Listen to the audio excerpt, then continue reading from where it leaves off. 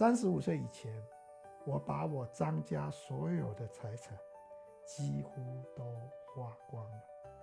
我已经在台湾学了5年，我再到美国学5年，我总共花了10年才开始赚第1块钱。所以我张蔚然赚第1块钱的时候是35岁那一年。那你当初是怎么开始学矫正的？你再到美国去受这个退的短期训练，当为你受矫正的一个完美的终结点。等到我去参加的时候，参加完，我觉得我的矫正还刚刚开始而已，不是句点，这应该是我的起点。所以我得到一个很强烈的那种欲望，就是我要到美国学矫正。你要问我说退这个 course 对我有什么影响？我觉得它改变了我整个人生。大家好，我是贝多芬团队的学术主委，我是陈勋。那张医师刚刚从美国演讲回来，我们终于找到一个空档，可以跟张医师好好聊一下。张医师，我们现在贝多芬矫正中心已经30周年了，你有什么心得想要跟大家分享吗？因为刚从美国演讲回来，我就依照这个教育的观点来跟您报告我的心得。我当初回国建立这个诊所，我告诉我自己，这个诊所是要不断的教育我自己，让我自己的技术一直改进。那我们在做病历的时候，我们有很严谨的把所有治疗的过程都记录下来，以利于我们自我改进，也保护病人的这个治疗的权益。那么经过这30年，我其实每一天上班，我可以跟你讲，我都好兴奋，因为我好像去服务需要我服务的人，可是在当中，我好像又在每天不断的改进我自己的技术。我认为能够成功一个很重要的就是你选对一个方向，然后每天不断的累积，不要停下来。这样子30年后，你的成就就会很明显。我举一个例子美国矫正学会颁给我们当年最优秀的病历奖。全世界那么多矫正医师，他2019年他只颁给一个诊所，每年只颁给一个诊所，就是我们贝多芬，我们的病历是病历首奖，这真的不得了。6年后，2025年了，美国矫正学会，全世界最重要的矫正学会颁给贝多芬，就是我，叫做矫正创新奖。这个创新奖就是肯定我们所用的技术，就用在病人的技术是创新，而且是可能是最有效，对病人最好的。我认为这2个奖对一个在台湾小都市开业的开业医是一个无比的肯定。所以光这2个奖就可以让我每天都高兴的睡不着，可是我每天都睡得很好，你放心。哇，这听起来非常厉害耶！那就听说张医师你在过年期间也是在美国进行演讲，对不对？对。那你可以跟我们分享这次美国的行程吗？好，今年很特殊我参加一个会，叫做 Angle Society， 它是美国矫正学之父，其实就是全世界矫正学之父 Angle 安格士这个人发明了矫正器，这个人发明了矫正这个学问。他去世以后隔年他的学生创立了一个学会来纪念他的恩师。那么能够进这个会的都是当时在美国的矫正翘楚。今年我们 Angle Society 兄弟会开会的地点在美国亚利桑那的土桑市。土桑市在哪里呢？就是台湾大家很热门，现在很热门，就亚利桑那凤凰城是我们 TSMC 在美国的总部就设在凤凰城。凤凰城往南2个小时车程有一个小都市叫土桑，大部分人都不晓得这个都市。可是这个都市在24世纪大战时期是制造火箭、飞机很重要的一个地方。那你刚好提到，就是说这个 Ingolstadt 里面有很多名人，对不对？嗯，那有哪些名人可以举个例子吗？先讲英国时代，其实它初创的时候是在芝加哥，总部在芝加哥，后来又有其他6个分会，所以现在总共加起来有7个分会。那么最原始是中西部的芝加哥，那我参加的就是最原始的那个会。台湾目前这个会里面有2个人，一个是我，一个是高雄长庚矫正科主任。那么你刚刚讲说，那这个 Ingolstadt 里到底有什么样的名人呢？教科书的作者 David Sarver 就是里面，我的恩师 Eugene Robert 就是里面很有名。那么上个世纪还有一个天王巨星叫 McNamara， 他是密西根大学的主任，他也是在里面很有名的。那台湾很热门的一个叫扩工器，其实扩工牙工要把它扩工，这个在全世界都很有名。他的发明人叫 Andrew Hart， 也是这里面的，所以你就可以知道这个组织里面有多少厉害的人。那么你也许会问，那进这个有什么好处呢？进这个的好处是这样。我有一本书叫做《智商圣经》，等一下可以拿起来给各位看看。我是自然，里面728页写一个说，要怎么样能够变成成功的人。这里面他讲了富人的8个习惯，第8个习惯就是你要进入对的圈子。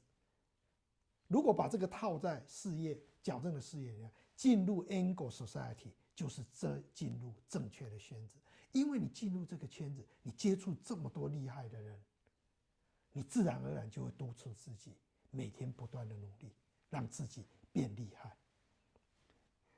那你有说到，就是我们进入 Ingolstadt Society 嘛，他就要进入到正确的圈子，跟他们学习。那我突然有个疑问哦，张你当初是怎么开始学矫正的？然后你学矫正是用什么样的方法呢？好，是这样，39年前呢，我实习那一年吧，有一天早上，突然发生一件大事，就是我的矫正科主任的太太跟他的儿子被小偷闯进他家，因为矫正科主任在哥伦比亚大学读书，所以家里只剩下他太太跟儿子。儿子只有5岁吧，所以师母就很震惊，被吓到了，所以医院的总医师就马上想出一个办法，要派一个粗壮机灵的人住进这个矫正教授的家，来保护他太太跟小孩。后来他们想了一天以后，发现就是张惠南。其实不是想了一天，大概1个小时，他们决定就是张惠南，张惠南就是我，住进他家。所以那一天我上班，我们一般实习7点要到医院。我一到的时候，那时候没有电话 iPhone， 所以你要亲自看到人才能跟他讲话。他说：“张惠南，你今天不用上班，你回去把你的包袱款整理一下哈，搬到师母家，从今天开始，你除了上班、下班都要待在师母家保护他，让他度过这一段恐惧。他昨天晚上怎样，他吓坏了，就是你的啊，对，就是你去，然后就这样子，我住进师母家。那我住在哪里呢？他给我安排住在他的书房，书房里面有一张床，然后旁边全部都是书架，里面有各种矫正书跟矫正书籍。跟期刊，所以我接下来几个月每天就睡在那里，也不能出去哦。因为要保护晚上要保护它，那我就那段时间我没事就一直看那些矫正的书跟期刊。其实我看不懂，但是我看得懂的是图，因为里面都英文，那时候英文没有那么好，所以我就把每一个图看一看，然后就想，哦，原来矫正牙齿这样要怎么把它扳正，要这样，要那，哦，越看越有趣，好像在看漫画书一样。看了1年了，后来我就很有兴趣。但是矫正很难，所以那个要学会矫正啊，很不容易。我毕业的时候，我有一个师傅，我的师傅是假牙师傅，我的师傅就跟我讲，张卫南，你毕业以后要走矫正，可是矫正很难呢。那时候上课的时候不大听得，上课当然听不懂，因为老师讲的就是要让你不是那么懂的，因为很复杂。反正他是我师傅，他是假牙，他告诉我你适合做矫正。后来商量以后就说，那我就到台中的中国医药学院，那时候刚成立，好，当矫正助教。这就是我开始学矫正的第一步。但是等我踏入开始学的时候，问题来了，因为这是1987年，那时候刚好台湾有一股很强的风气，就是各种矫正的技术不但输进台湾，所以一个年轻完全不懂台湾、不懂矫正的，突然之间有很多资讯，我就非常迷惘，英文叫 I got confused， 我就不晓得到底要学这个还是学这个，到底要做，我搞不清楚。为什么呢？那时候有多少学派进入台湾呢？很多，其中4大学派就是第4个是Dr. Tui，就是在那个土桑市里面开业，然后在那边成立一个训练中心，这是第4个。还记得吗？我跟王天美主任，他是引进一个叫功能性矫正器。许碧林教授，新的荣总主任引进一个叫做 Burstone 的 mechanic。另外林锦龙教授引进的叫 Straight Wire， 所以1、2、3、4，你完全都不矫正，都不会矫正，突然之间要学4样，你当然不晓得，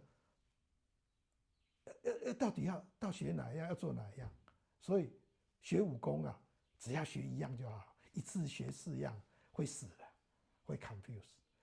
我突然想到，好，我既然搞不懂，那我就这样好了，我就花1年的时间来研究矫正的发展史，看矫正各个学派是怎么发展出来的，从中理出一个头绪，然后我学习就比较快。等到我花了1年学习矫正历史以后，我发现了各个学派其实都是互通的，它不是独立的，这个影响这个，这个影响这个。所以当你把矫正以前这100年发展的历史一了解以后，你就知道这个支派、那个支派、那个支派。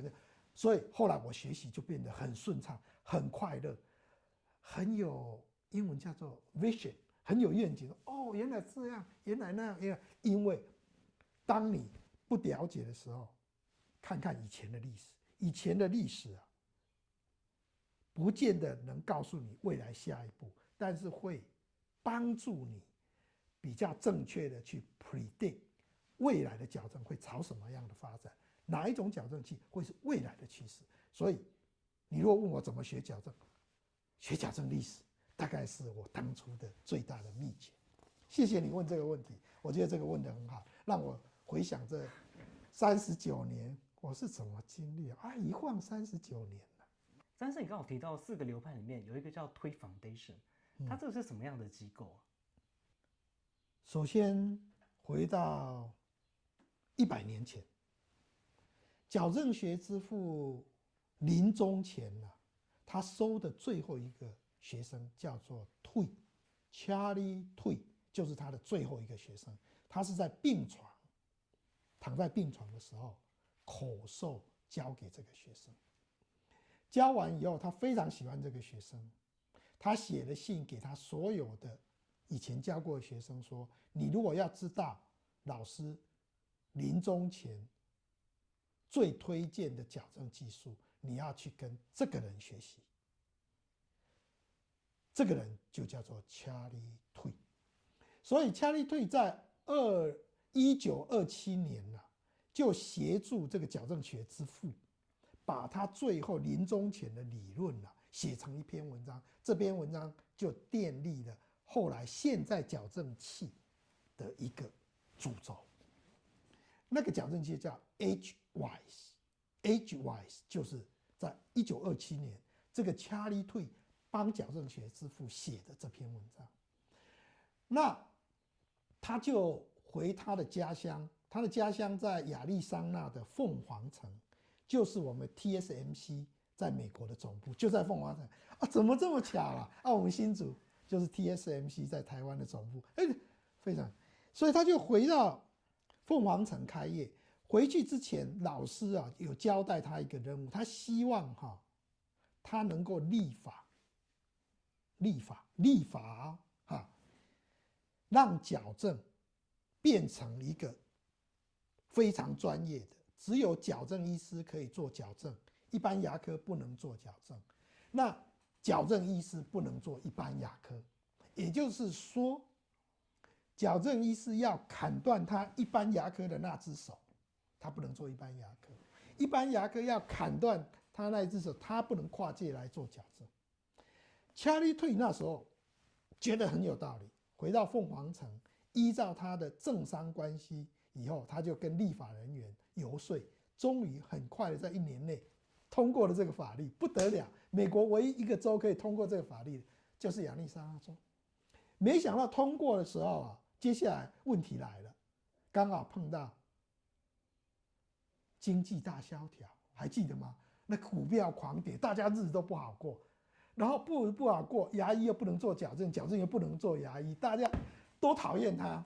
后来他只好摸摸鼻子离开凤凰城，到2个小时以后比较小的乡下叫土桑市建立他的诊所。然后他就依照老师教他的开始做的，然后接下来他就砰，创立了他自己的 reputation， 他做得非常好。他这个人真的是技术上的权威啊。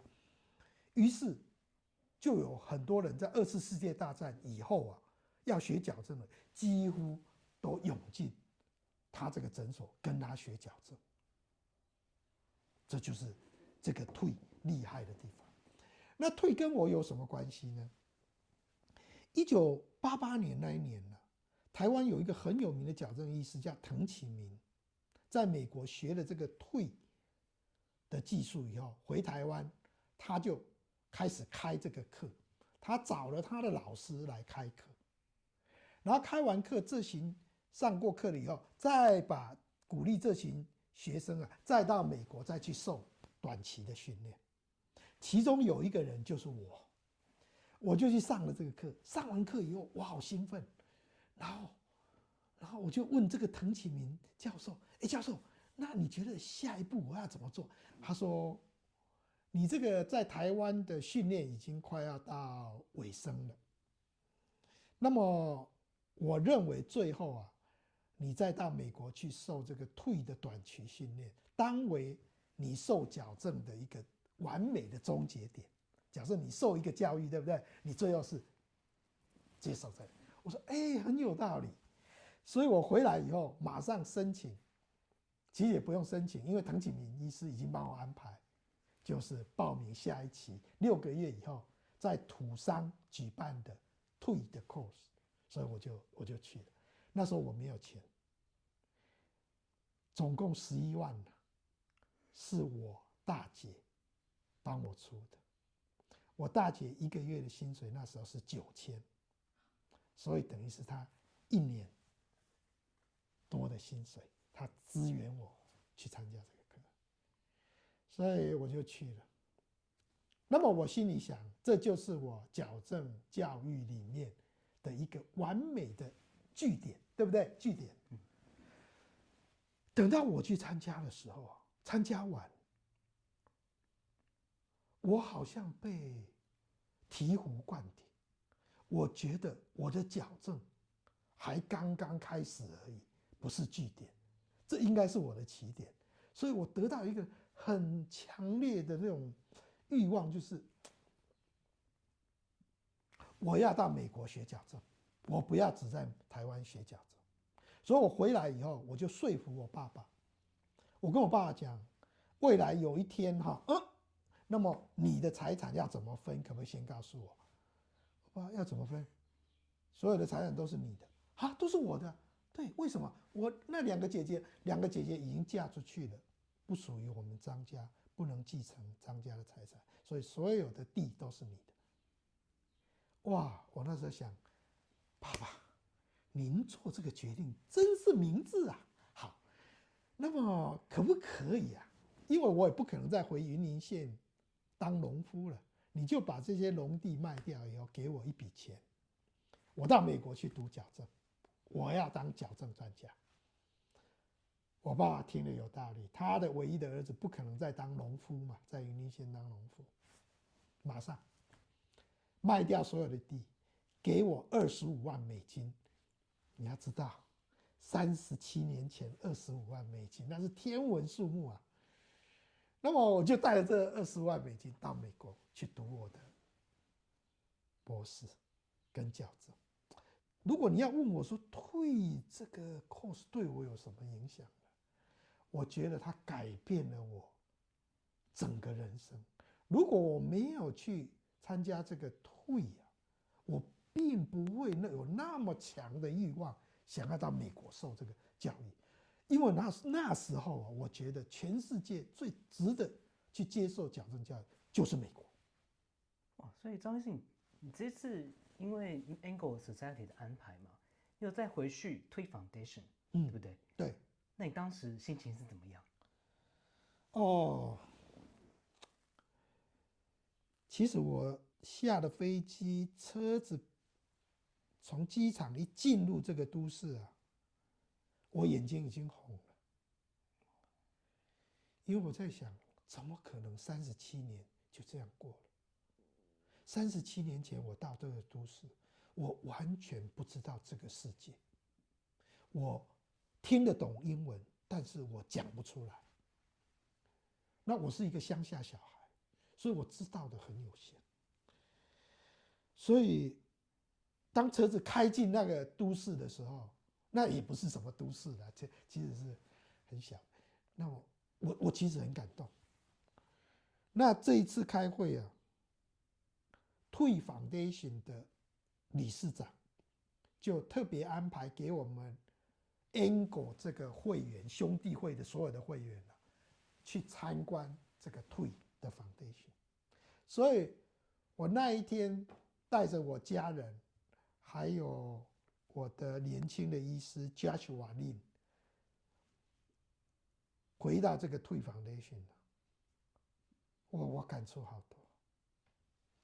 然后我就看到这个退的整个房子里面呢，它都有那个大合照，每一期它都有，这也是值得我们学习。它的 documentation 真的很齐全，每一期的合照都会放在那里。我就去找到1989年，我在这里。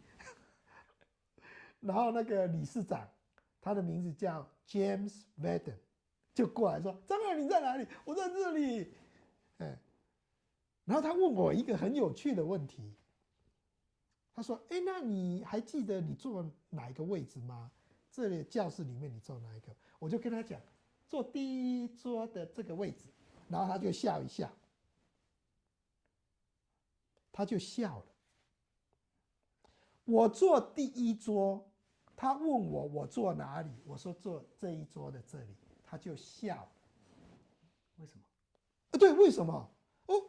我坐那，为什么我坐这你就笑？我如果坐那边你就不会笑了。这就是你要有读心术。其实我早就读出他的心了。他在笑什么，你知道吗？他在笑第一桌的是程度最差的。我告诉你一个故事啊，很少人知道。我第一天上完课啊，instructor 把我找去办公室说，明天你不要坐这里，你改坐这里。哦，好，所以我就坐那。明天坐在中间那个桌子以后，我就跟他讲，我本来坐那，现在坐这里。他就愣住了，他说，等到第二天用完以后，我的那个印刷用完，明天你坐在那里，第10桌。所以也就是说，我从他认为最烂的调到中等，最后拉那样。那为什么我第一天会被调呢？这个故事就很惊人。我们上课是这样，8点到9点，他上课示范，9点开始到下午5点，我们开始把这1个钟头上的课，我们要开始一直做到5点，他看过，他觉得你可以了，你可以下课。如果不可以，继续做到8点、9点、10点继续做。美国人是这样训练。8点到9点，他讲解示范。9点开始，你可以开始做了。9点半的时候，我把我做完了拿给我的老师看，说：“老师，这样可以吗？”第一天是一条钢线焊9个点，焊完以后焊下去，焊接啊，你不能破坏这条钢线，所以也就是说，你用那个火炬在焊东西啊，你的火候要很好，就要离开了。再久一点，那个钢线就失去弹性。钢线不能失去弹性，可是焊接的材料已经焊上了。哦，这个真的要训练很久。我那个同伴呢，那个第一桌的，我看到我都在想，靠，简直不可思议！呸！我9点焊完了以后，我其实只花了10分钟就焊完了。那我就不好意思，现在5点，今天到5点做这个，可是我9点10分已经做，我忍了20分钟到9点半，我就拿给老师说，老师你可不可以看看啊，这样可不可以啊？他就检查每一个很仔细啊，可以，但是你可能没有听懂我的英文，我是说你在这边做到可以，而不是在台湾做，拿来这里给我看，老师，你是谁？我就是在这边做，不可能半个钟头可以做完，这个大家都要做1整天才有办法焊到这个程度，不然你现在焊给我看。我说可以，我拿起来